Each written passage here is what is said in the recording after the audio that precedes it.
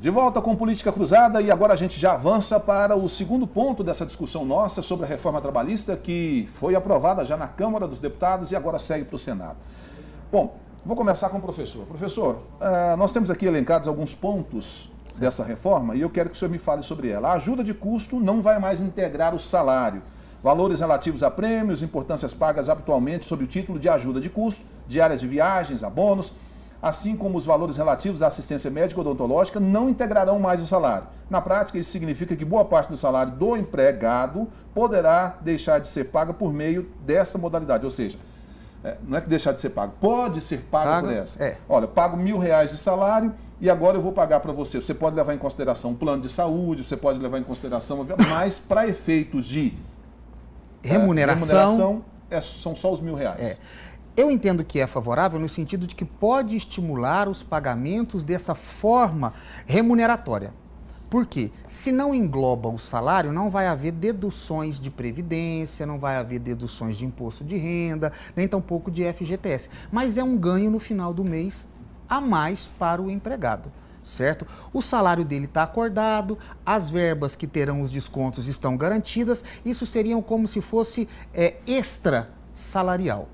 Na antiga lei, elas poderiam ser incorporadas e aí haveria deduções, ficava mais caro tanto para o empregado quanto para o empregador e o empregador não ia pagar isso. Então, ponto favorável. Ponto favorável. Vamos lá. Wesley, vai ficar mais difícil pedir equiparação salarial. O requisito para a equiparação salarial da prestação de serviço precisa ser da mesma localidade, será alterado para o mesmo estabelecimento empresarial, devendo ser prestado para o mesmo empregador por tempo não superior a 4 anos. Bom ou ruim? Eu entendo que é ruim. Atualmente eram 2 anos. 2 anos. Você estender esse período para 4 anos, você cria um lapso temporal muito grande para que se possa discutir uma pretensão à equiparação. Acaba que fica difícil de pleitear uma equiparação com um lapso temporal tão grande. Acho que deveria permanecer com 2 anos. Então vamos lá. Gratificação para quem tem cargo de confiança não vai integrar salário depois de 10 anos. Atualmente, a gratificação paga para quem está no cargo de confiança é de em torno de 40% do salário básico. Isso. Né? A incorporação do salário é incorporada ao salário do empregado, caso este fique no cargo por 10 anos. A proposta remove essa exigência temporal, não incorporando mais a gratificação na remuneração quando o empregado é revertido ao cargo anterior. Então, menos de 10 anos ele voltou ao cargo anterior, isso não vai mais para o salário. Não vai mais. Abaixaria o salário.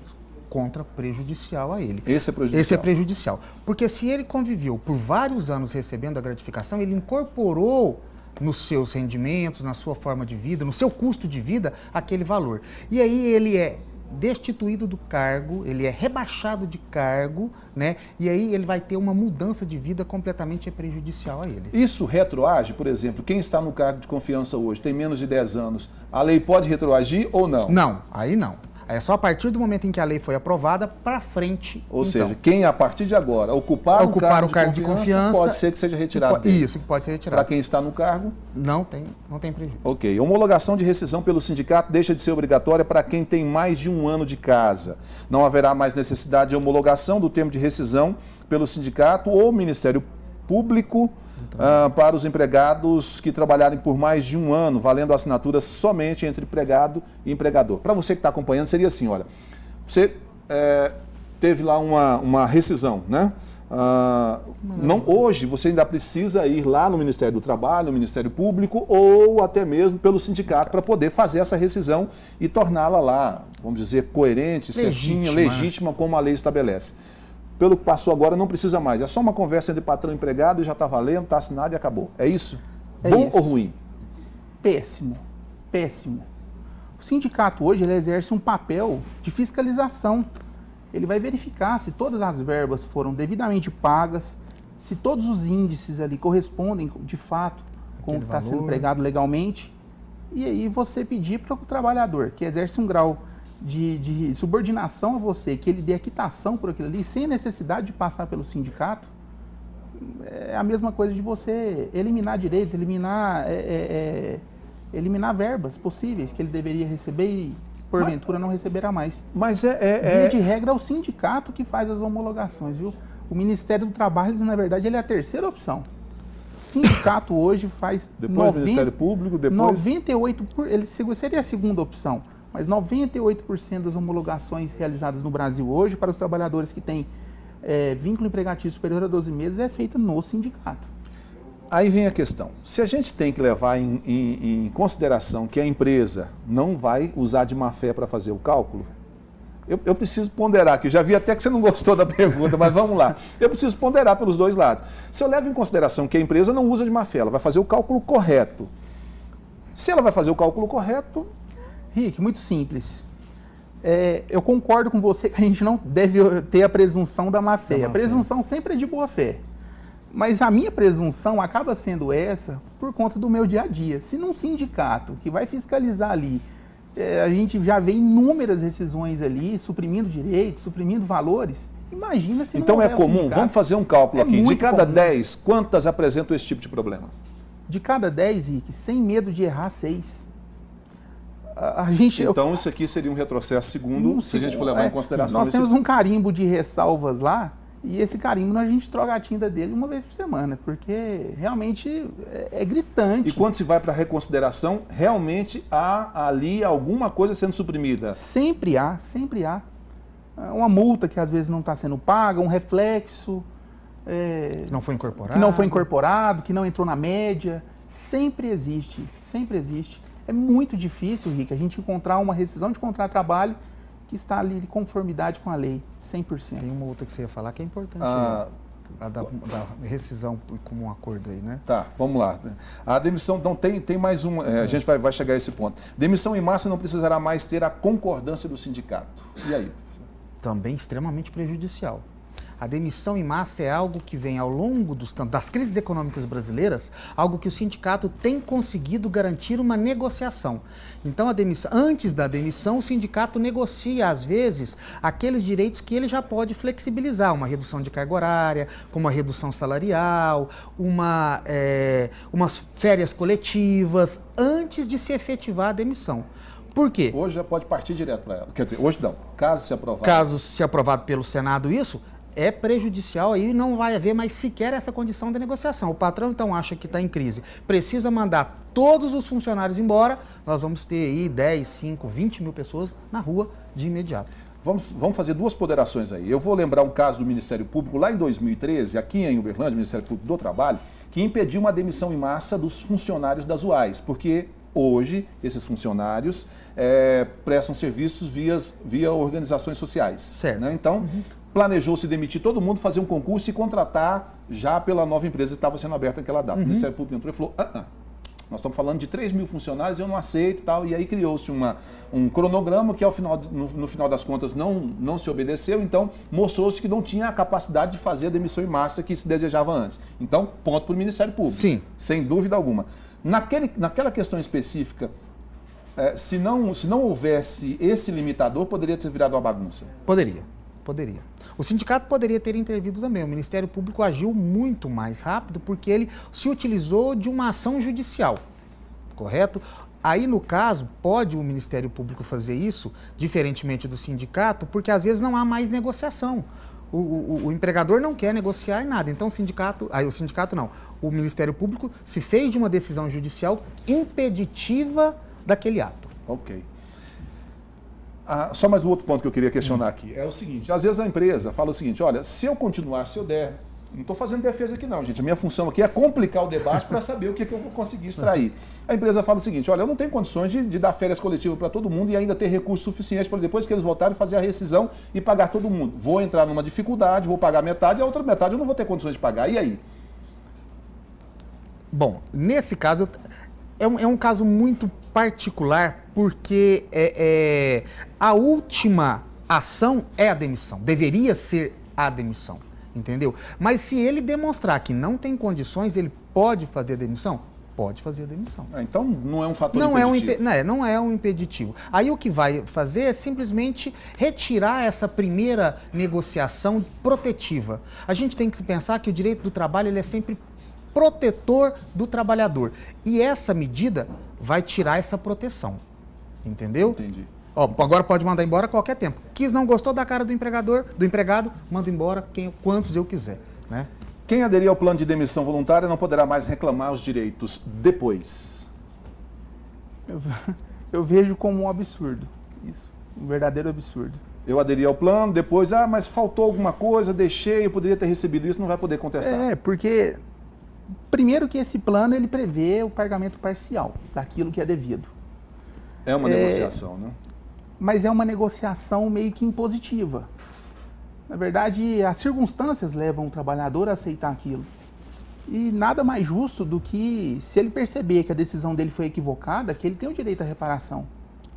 Eu acho muito complicado você colocar para o trabalhador assumir uma responsabilidade tão séria como essa e sequer dar a ele o direito de arrependimento ou de lá na frente falar assim, não, peraí, eu fiz uma escolha errada. Ou eu fui induzido, ou eu fui ludibriado. Isso independe de sindicato. Pode ser que ele contrate um advogado e queira fazer isso. Independe de sindicato. Professor, acordo poderá permitir que o trabalhador receba metade do aviso prévio indenizado. Esse é um ponto positivo. A legislação trabalhista hoje, ela não permite a negociação no ato do desligamento. Ou ele é feito por vontade do empregado que pede demissão, e aí ele perde vários direitos, como o saque do FGTS, né, a multa rescisória e etc. Ou ele coloca o empregador como sendo aquele que tem que mandar sem justa causa e pague também uma série de indenizações. Por esta agora nova forma de rescisão, que é por mútuo acordo, patrão e empregado que não mais querem a continuidade do trabalho, chegam num acordo e essas indenizações e multas serão pagas pela metade. Ou seja, nem o empregado deixa de receber, nem o empregador vai pagar a totalidade. Quais são essas indenizações? É o aviso prévio integral, a multa dos 40% do FGTS e o saque do FGTS. Pela nova fórmula, então, metade do aviso, metade da multa dos 40% e ainda 80% do FGTS depositado o empregado pode levar. Se ele pedisse demissão, porque podia chegar o caso, não, eu não quero te mandar embora. Então peça a demissão. Ele era obrigado a pedir a demissão e aí ele saía sem receber nada, só as férias vencidas e o saldo de salário dele. Com essa nova modalidade, facilita até uma possibilidade para ele. É benéfico isso. A arbitragem poderá ser usada para solucionar conflitos trabalhistas. Para aqueles casos, eu vou ler bem claro aqui para deixar claro para quem está acompanhando, também foi criada a possibilidade da utilização de arbitragem, quer dizer, aquela mediação que não é necessário você ir lá para a justiça, você pode encontrar um profissional que seja da área do direito, seja conhecedor, habilitado, e ele vai fazer o acordo ali entre trabalhador e entre patrão. Quando a remuneração do empregado for igual a 2 vezes o limite máximo estabelecido pelo benefício da Previdência, que hoje é de R$ 5.531, ou seja, R$ 11.000 pode fazer a arbitragem. Bom ou ruim? Eu não consigo ver assim nenhum ponto negativo, mas também nenhum ponto positivo. Hoje a arbitragem ela é um ponto favorável dentro do ordenamento jurídico. Dentro do sindicalismo brasileiro também já existem as câmaras de conciliação. Então eu acho que nesse aspecto aí... Vamos botar um carimbo bom aqui, não. Bom.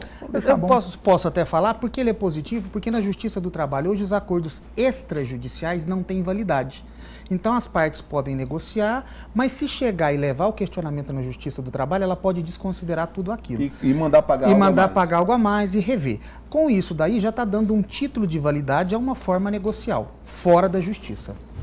Bom, duração de jornada e dos intervalos poderá ser negociada. Isso tem sido um ponto que foi muito debatido, muito questionado. As regras sobre a duração do trabalho e dos intervalos passam a não ser consideradas como normas de saúde, higiene e segurança do trabalho para fins de negociação individual. Isso significa que poderão ser negociados ao contrário do que acontece hoje. Ou seja, eu estou fazendo uma jornada, eu tenho 2 horas de almoço, eu não preciso cumprir as 2 horas mais, se isso aqui passar.